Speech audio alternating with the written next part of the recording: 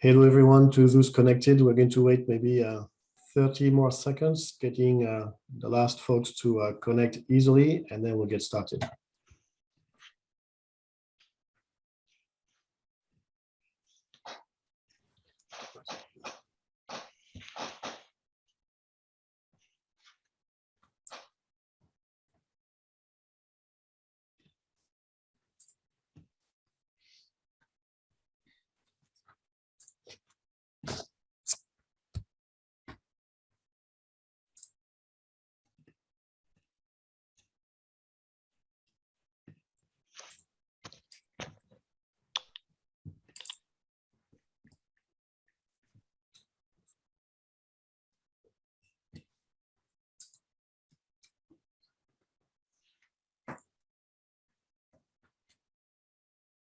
Okay, 15 more seconds.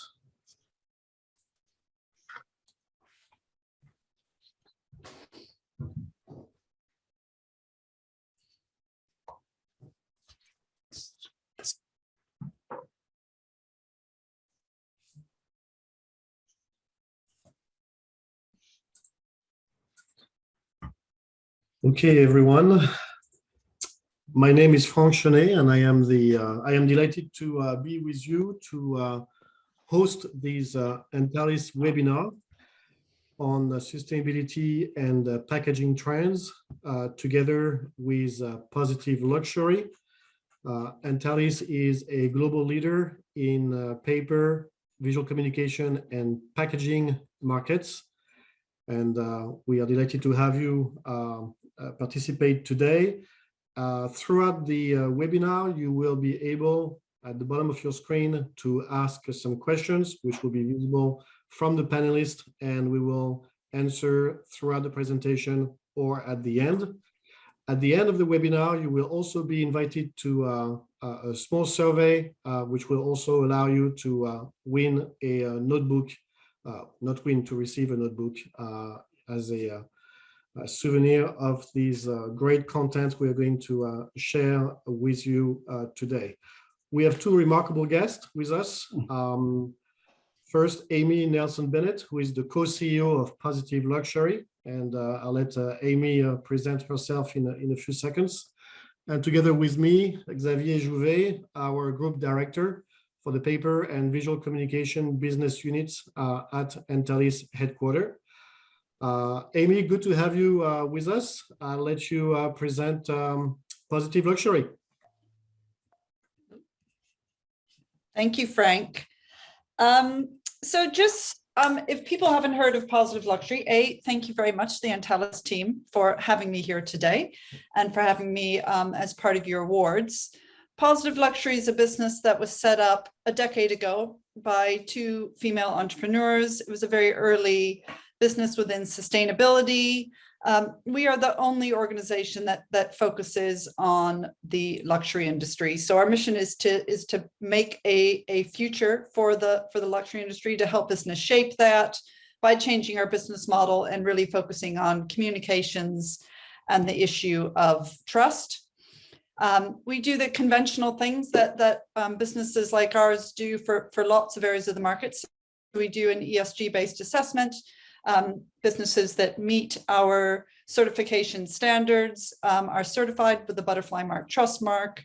From that stage, we become more as an organization, much more future focused. So again, our focus is really to help our clients with trust building and to communicate honestly and authentically about their performance, and then to help future-proof organizations so that they continue to improve and remain relevant in the future. We wanted to start off today with an audience survey, which is going to come up. And what we really wanted to know from each of you is how embedded sustainability is in your product development process, whether you're a designer, a product developer, a packager, whatever your role is in your organization, how embedded is that? And we'll give you some time to answer this.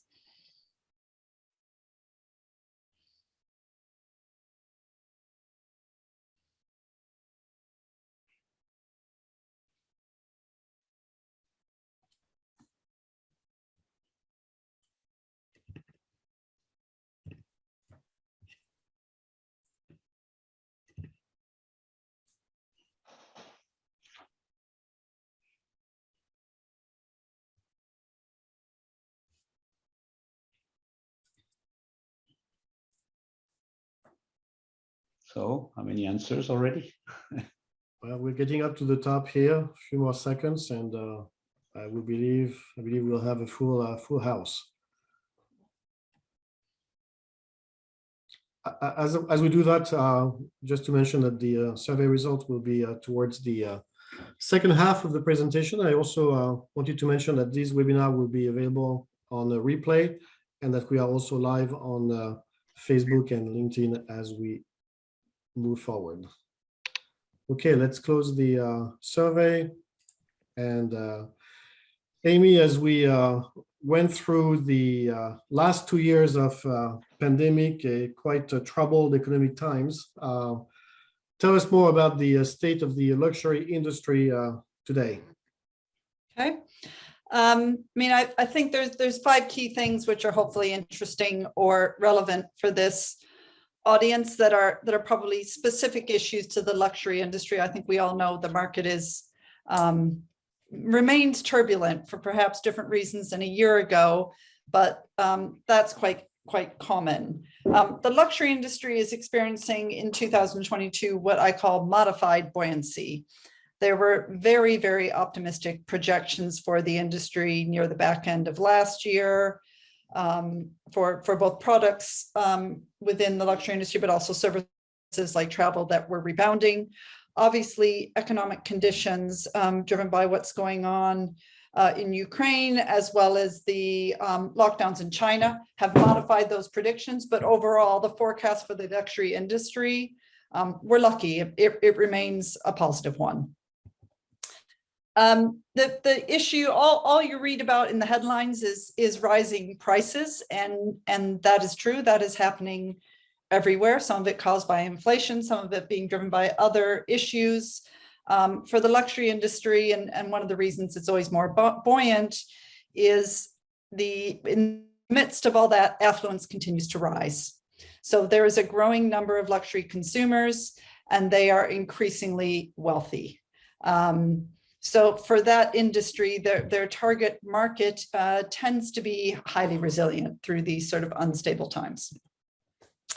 A lot of luxury businesses are balancing demand. So supply chain disruption, which is impacting everybody, it's impacting margins, it's driving up prices. In some cases, the luxury industry is able to fall back on a time-honored sort of scarcity model and balance that demand. So they're using shortages in many cases to their advantage to promote the scarcity and rarity of products and embed value in them as a result. We're seeing very significant changes in purchasing patterns. So one of the things that's really come out of the pandemic, which is impacting the luxury industry, is a lot of the major markets, the most obvious one being China, spent most of their money on luxury goods abroad. There's now a massive change in countries like China where they are spending their money on luxury goods within China.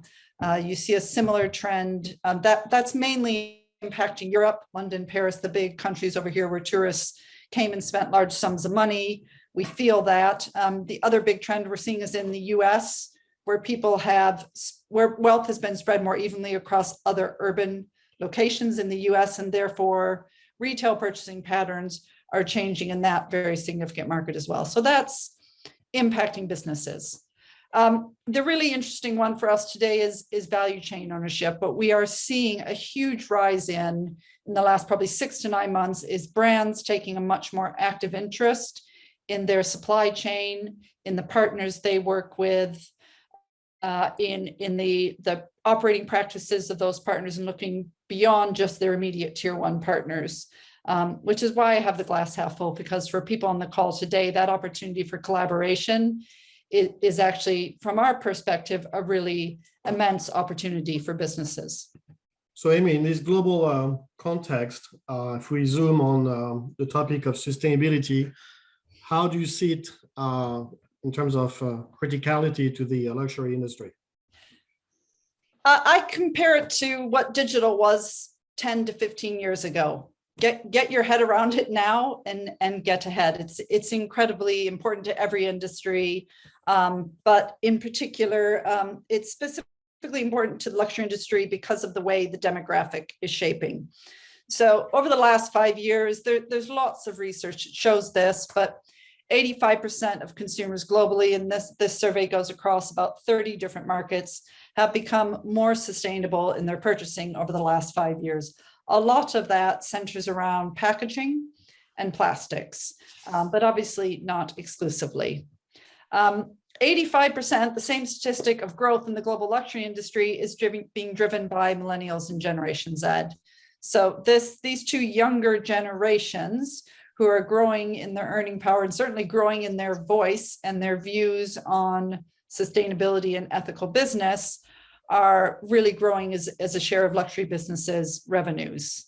And they are voting on sustainability and issues around that ahead of brand names. And this is a huge change for the luxury industry, who has really, lived and died off of the value of your brand, the equity, the perceptions of it.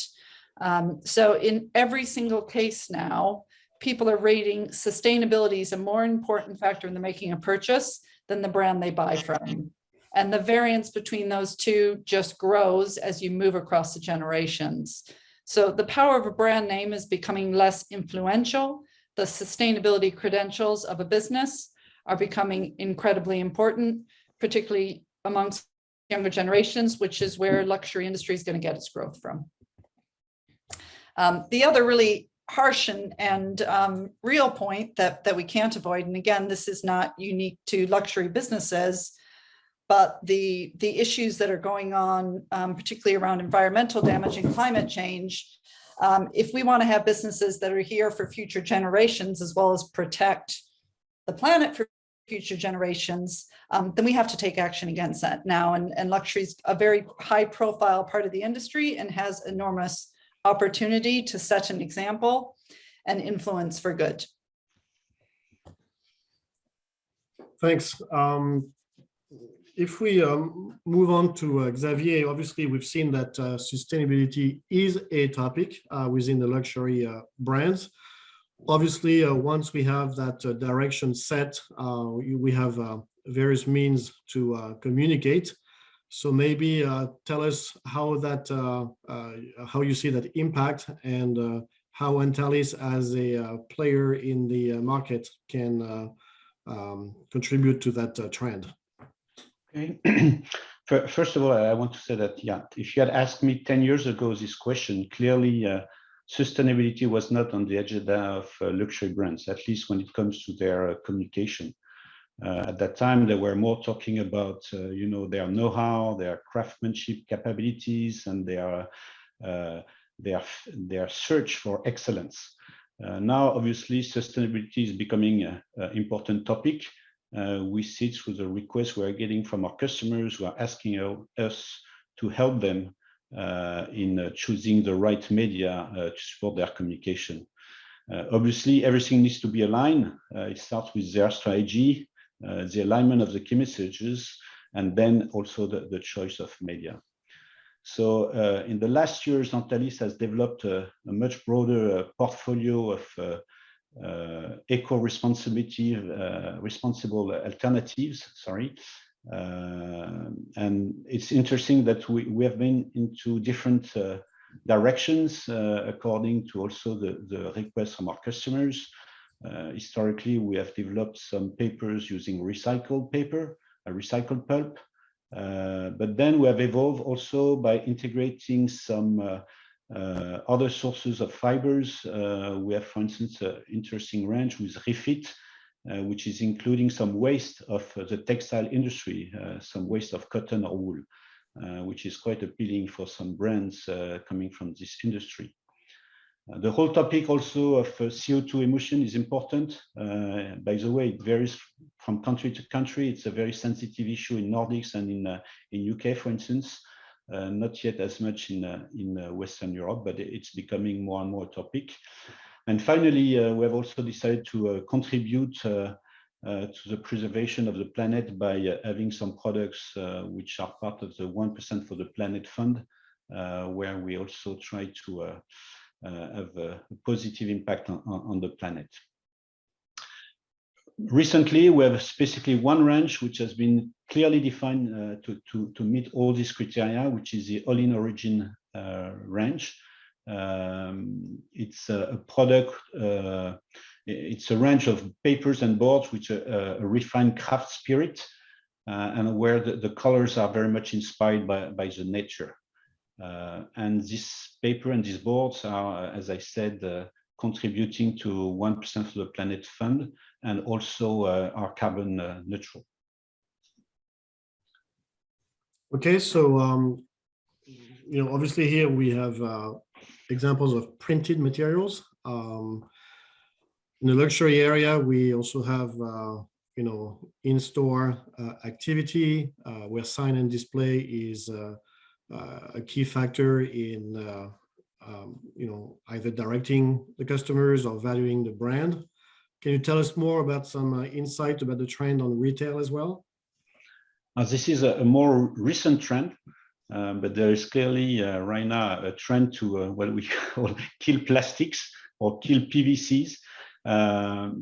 Maybe, to be honest, luxury brands are not yet at the same level than more mainstream brands, but I can give you some examples like IKEA or Pernod Ricard, which have really looked into finding alternatives to classic plastic-based products or PVC-based products, whether it regards boards or banners, and there are more and more alternatives available in the market. Antalis, as a leading visual com material distributor, is really engaged into transforming our visual com industry towards a more sustainable visual communication. We have started by a big communication campaign which shows our commitment with a manifesto. We have created a rating system where we have rated all our products along a scale from 0 to 5 star. And then we have already expanded our portfolio of products with more sustainable alternative to classic plastic-based products. And this is an ongoing process, and we continue to introduce new products in that respect. And finally, what we are also trying to do with our salespeople is support our customers who are coming to us saying, well, this is what I use today for my point of sales material. How could I be more sustainable? How can you help me? And we try to provide some support in this area. Because what is surprising is obviously some customers want to get more aligned with the behavior and the trends of the consumable world, but quite often finding the right eco-responsible alternatives can be quite mind-boggling. So it's good to know that there is a partnership possible to respond to the value of a brand and match with an eco-responsible product. Hey, back to Amy. Tell us more about the luxury packaging trends in that respect. Okay.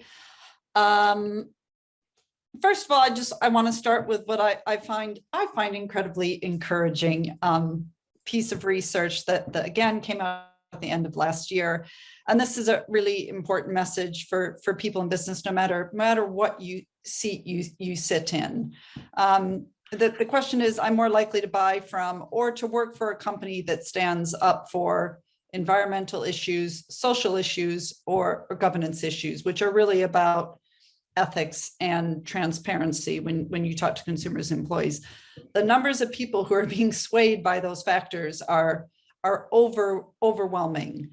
And one of the things that people can really relate to as a consumer or as an employee is environmental issues like plastic, as you were just talking about, Javier, packaging waste. They're perhaps not the areas of greatest environmental impact, but they are very, very easy for a consumer to touch and feel. And therefore, they're in the firing line. The other thing for every business person on this conversation to think about is how important issues beyond just the environment are. If you work within the supply chain, if you work at making products, consumers are increasingly looking for visibility of the full supply chain. They want to know where the different materials came from, were people in that value chain paid fairly, looked after well, working in safe conditions.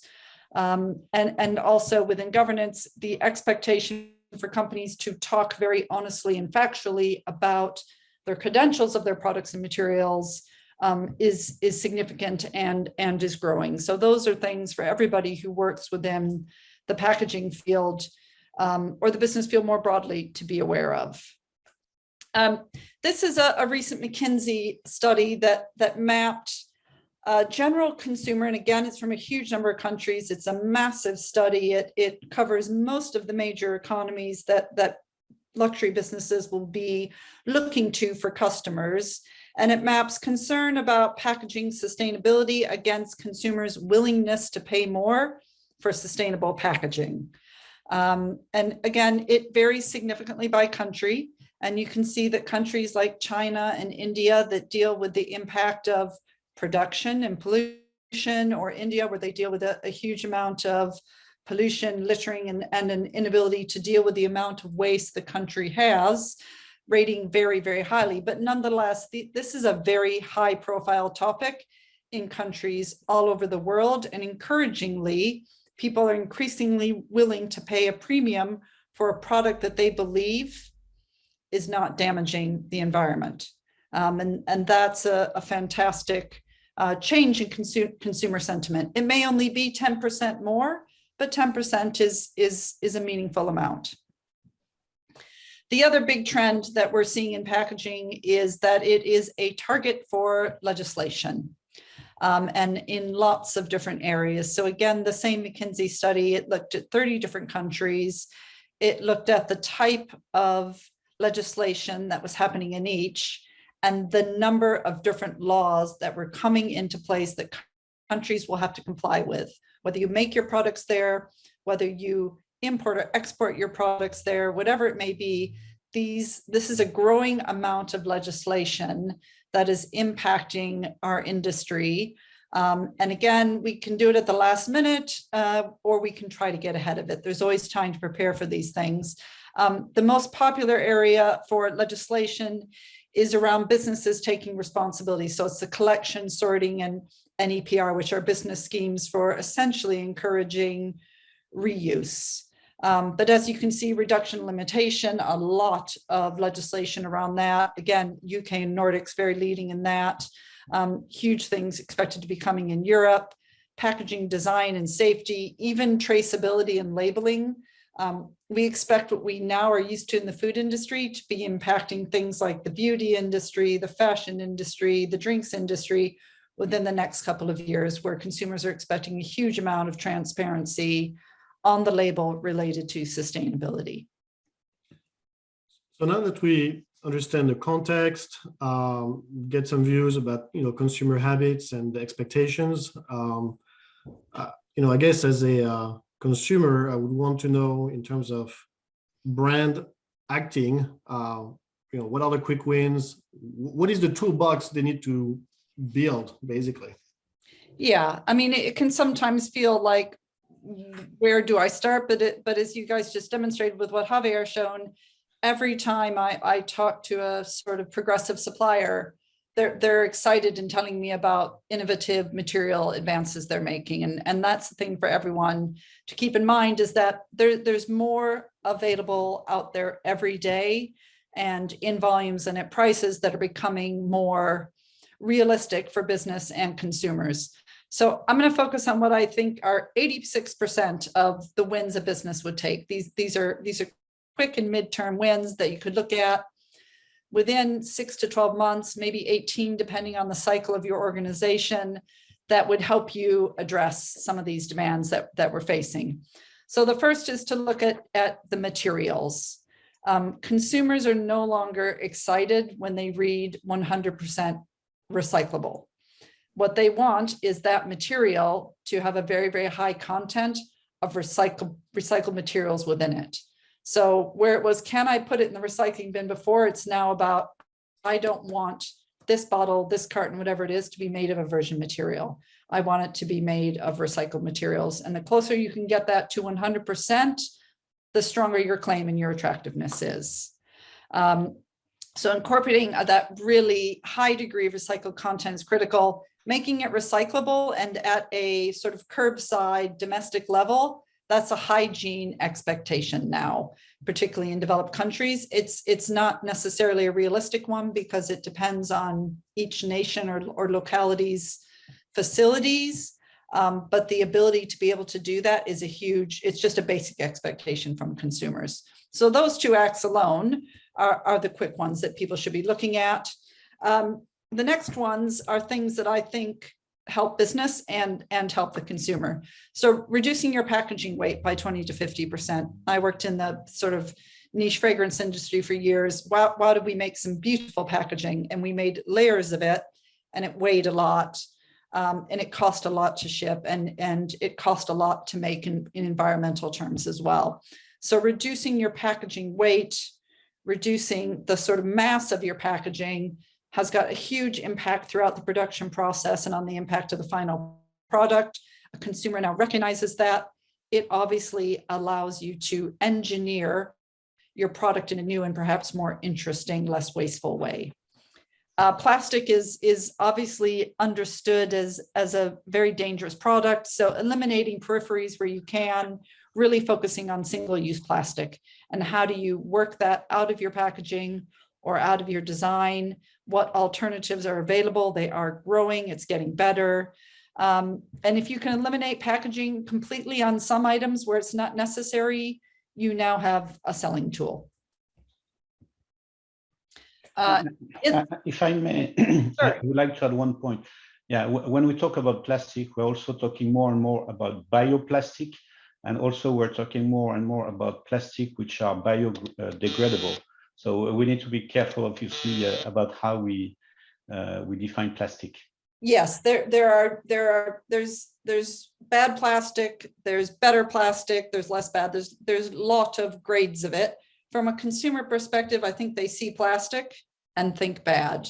But Javier is right. There are materials now available that are 100% reused waste plastic that would have been in landfill otherwise, with plastic made from different hybrid materials that doesn't sit in landfill for hundreds of years. So there are better options, and everybody should find a good partner who helps them integrate them into their future supply. Midterm, looking beyond perhaps a 12 to 24 month window, people who work in product and packaging design should really be trying to think from the start of the process, from the very conceptual stage, about making that process circular. And that is about how you acquire raw materials and trying to eliminate the use of virgin materials. So making sure, again, that you're using recyclable materials within your product.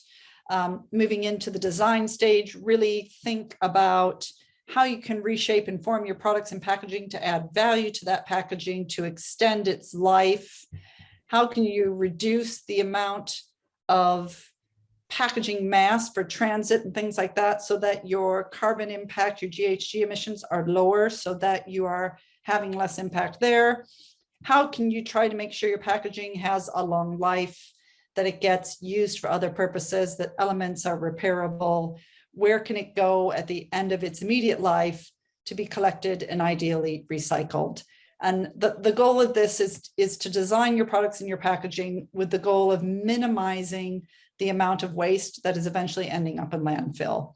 And if that was part of the question we all asked ourselves at the start of the design process, we'd probably make a huge amount of progress and be creating very, very innovative solutions to these problems, but also really innovative standout products.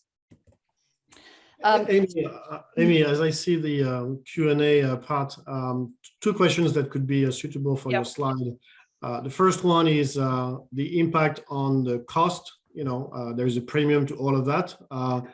Maybe from your real life experience, feedback from your customers, how do they handle that as part of their product development or budget process? Mm-hmm. And the second question, which is probably more challenging, can we actually go or be 100% sustainable?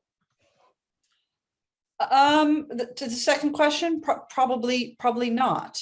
As long as we move and eat and breathe and produce, we have an impact.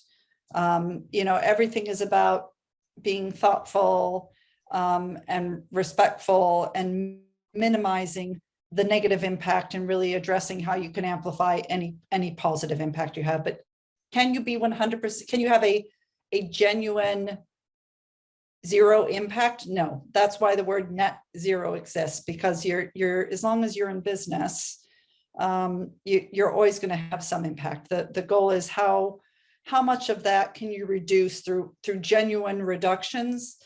The rest can be offset through different ways, but you don't have to be 100%. And any step in the right direction is having a positive impact. In terms of cost, yeah, I mean, I was a person who spent years looking at product costings and margins and cost of goods and playing around with things and always trying to engineer products in a sensible way and dealing with feedback from business customers and clients about price. So I am acutely aware of the challenge. What I would say that it's getting better, the prices, the availability, it is getting more within the means, certainly of companies that have got healthy margins and things as many do within the luxury industry, particularly with distribution, shifting towards a more direct model that helps businesses. There is huge cost savings over time. There's also massive brand value over time. So I wouldn't suggest to anybody to increase the levels of fragrance in a product in a bottle without promoting the fact that they're doing that. I equally wouldn't encourage anyone to start using really innovative materials to move away from conventional plastic tubes, but to retain that convenience, but through innovation. Don't do that. Add a few pence to your cost of goods and not market that innovation. People are buying products off the back of that. So if you're going to design and incur a bit of cost to upgrade your product in some way and meet a consumer need, and in the short term, that's driving some increases, which are particularly difficult, make sure you make an asset out of it because it's increasingly being recognized as one, and that's the best way to deal with it. Over time, you will get savings because you will be creating routes of production that are more energy efficient, that will cost your organization less. You will be running yourself as an organization, doing things that are sustainable and good for the environment and for society. That will help you retain staff. That will reduce your costs associated with recruitment, induction, turnover, productivity. There's massive benefits. You get competitive advantage if you start doing it now, because when you're first to market, you have a louder voice. When you're a follower, it's harder to cut through. So I appreciate it's not simple, and that businesses are already under pressure. My advice would be to try it and make sure that you make an asset out of it if you're investing. Very clear. When you're looking at circularity, and Javier referenced this earlier, there's two real areas to look at. There's waste, and that's pretty obvious from a product production packaging point of view what that is. And our goal is to minimize that waste. And when there is waste, to use materials that are biodegradable and that will reduce their impact over time. The big things for people to think about is the damage we're doing to the environment outside of waste. And a lot of that is GHG, it's greenhouse gas emissions, it's related to that, it's energy usage, it's contributing to water scarcity. There's a lot of different issues which are a secondary impact that give a company opportunity, and a lot of the areas within damage give you cost savings opportunity. If you design for efficiency and sustainability, you will get quicker payback on that as well.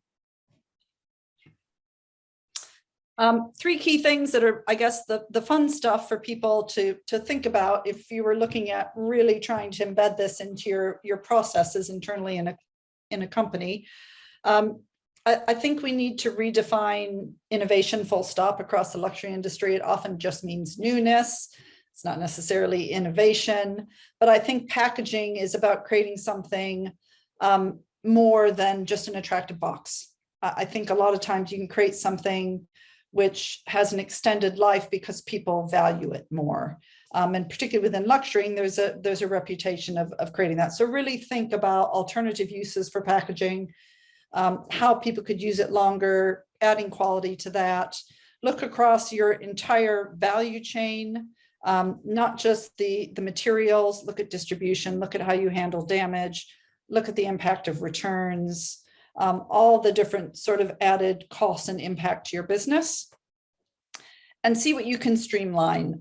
Products need to be secure. We're living in a world where a huge amount of product is delivered to individuals' doors and has to survive transit. So it's important to streamline your packaging and really think about the footprint of your product and any secondary layers it may have and how you will ship that. Because again, there's a comfortable marriage between efficiency and sustainability in this area. Maybe I would like to add one point, if you may. Please. Here we are mainly referring to primary packaging, so the packaging which is really close to the products, but we also, the brands are also looking more and more about their secondary and tertiary packaging. For sure. Packaging which is used to ship and protect goods during their transport and storage. This is an area which is important at Antalis. I'm not in charge of this business unit, but we have a full business unit in charge of packaging, protective packaging, and we see these concerns as well growing certainly very strongly. Yeah, I mean, in many cases, if I look at the beauty industry where I worked, most of the impact was in secondary packaging, transit packaging, palletization, goods in, all the dividers. There's a huge amount there that companies can do to be, as I said, to be more efficient and to be more sustainable. And a lot of those opportunities do sit within secondary and tertiary. So it's a critical area to look at. Amy, you assembled 3 examples, I believe, from leading brands to I do. show us some concrete examples of 3 beautiful brands that I know and have worked with that have done pretty bold things and are seeing the benefits of it. So Monica Vinader, a beautiful jewelry company, very good sized business now with global reach. They underwent a packaging redesign sort of project. It started about 18 months ago with the goal of reducing the amount of single-use plastic, which is in all sorts of little bits and pieces in jewelry packaging, primary and secondary. They wanted to really improve the materials that they use less materials, but better.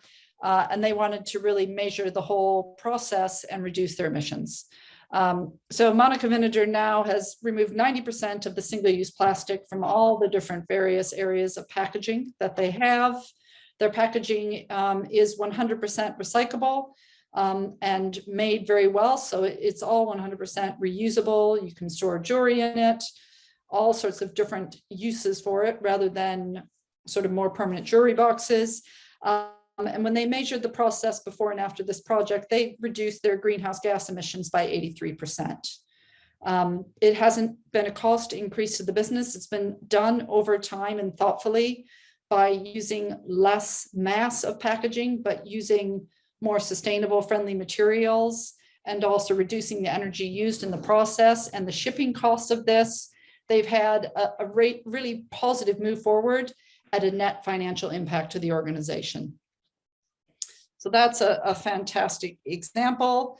Bulgari, the fragrance industry, the primary package is a notoriously tricky one with mixed materials, but it doesn't mean that it can't be looked at and that it can't be beautiful.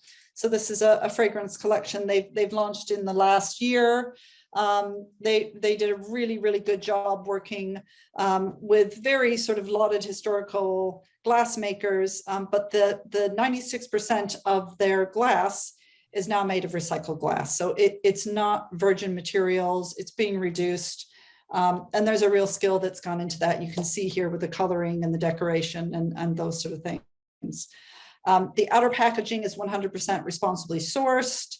And the box is composed of recycled sources and regenerated material up to 80%. 80% that's a really good percentage for most companies in this day and age. And they haven't coated it in wonderful, beautiful materials, which I myself love to touch, which means that secondary package will also biodegrade, that it is an actual genuinely recyclable material. So that's a great one of really beautiful, mixing beautiful design with sustainability. And the final one is from a beautiful watch company, IWC. They sell very, very beautiful, very high price product. They have a huge reputation for quality. People collect these watches. They have turned packaging into a product that they now charge for. So they had, as you can imagine, a watch, a box within a box, within a wooden box. It was a huge, huge package, probably 3 to 4 years ago. They completely reduced that footprint. And when you buy an IWC watch now, which can cost 10,000 euros, you get a tiny little pouch. That's what you get. You don't get a package. What you can buy is a leather travel pouch, which you see pictured here, or a wooden box for a single watch. So they're both to purchase. You don't get them with the watch. They also have a custom made to order collector's box for people who have 4 or more IWC watches. But essentially, these have turned into coveted items that you see traded online, people trying to get a hold of these boxes. And they've had very, very little customer pushback on the fact that they eliminated that huge amount of secondary packaging you get when you buy a prestige watch of this nature. So a really interesting example of looking at your packaging in certain areas of the market as a potential revenue stream. We've seen, perfume, watches. Are you seeing within the luxury industry some sectors that are more ahead than the others, or is it basically an awareness that's across the board? I think fashion and accessories are under more pressure. They're more visible. They're more blended with sort of high street fashion. And the impact of the fashion industry is well known. Jewelry and watches, very, very interesting progress. And actually the sort of craft trend within the premium drinks industry has actually driven quite a lot of progress in that industry over the last year post-pandemic. Is a lot of that, the premium drinks industry is very, very affected by climate change, and they have to start thinking about that. So we're seeing a lot of interesting innovations there, both in terms of agricultural process, but also some really interesting things in terms of packaging and sort of very time-honored, somewhat snobbish views about what packaging can be for premium drinks, and some very, very prestigious historical companies challenging that successfully. Yeah, because quite often in the luxury market, the brand itself values the packaging greatly because it's part of their image and history. So I think the first one who may be reluctant to changing is actually the brand, not the consumer. Yeah, and there's interesting ways to do that. I think people, in the beauty industry, packaging was an integral part of the experience of buying that product, of receiving it as a gift, all the different layers we designed for it. It was beautiful. And I remember even in the days when I worked at Molton Brown, we changed materials and things to a more sustainable material very, very early days. And we didn't have a positive customer reaction to that initially, but the world has changed enormously. Mm-hmm.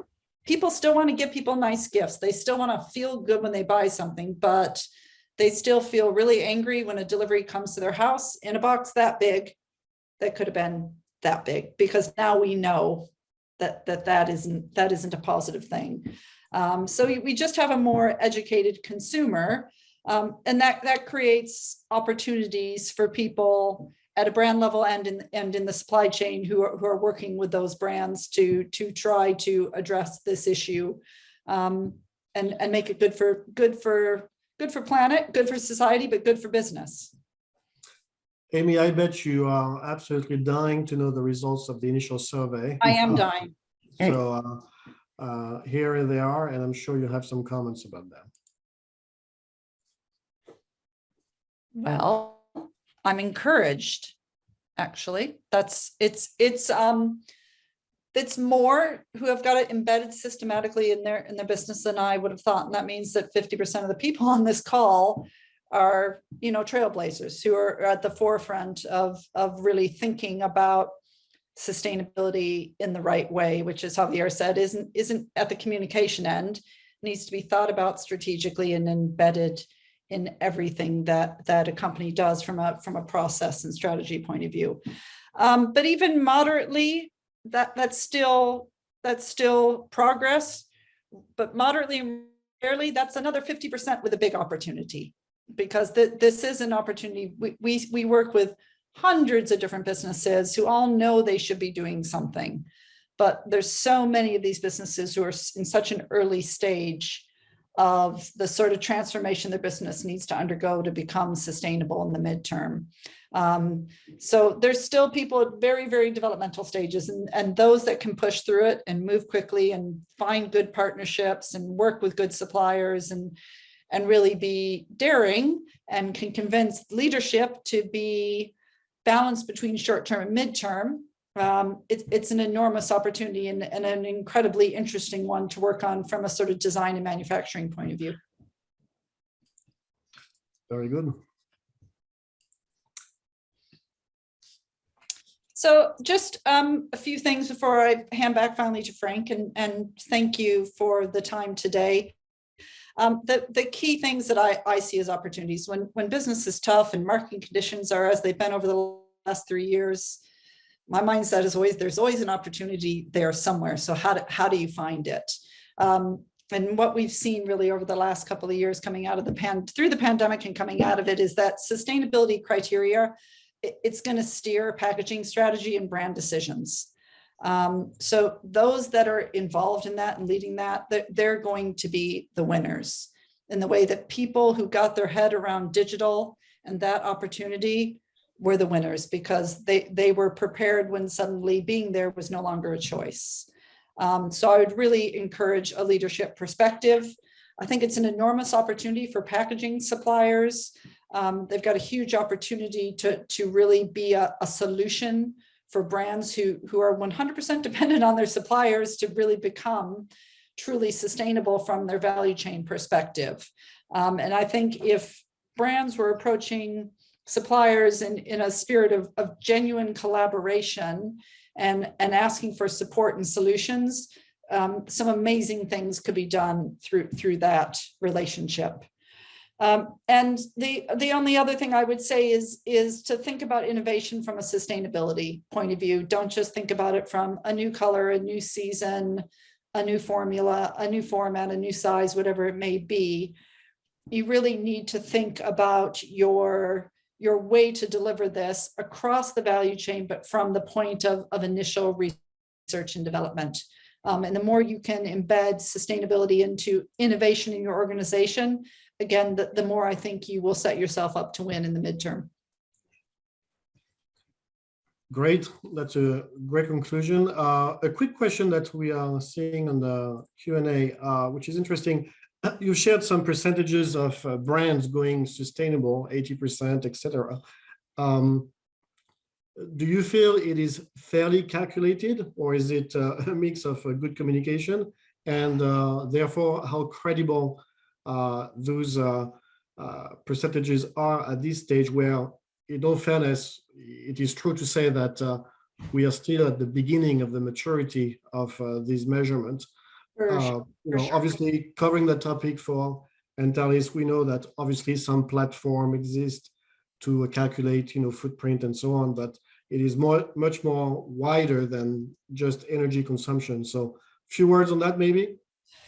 Sure. I mean, when we put people through an assessment and give them a ultimately scores, we score them across their environmental impact, their social impact, their performance within governance, and their performance within innovation through a sustainability lens.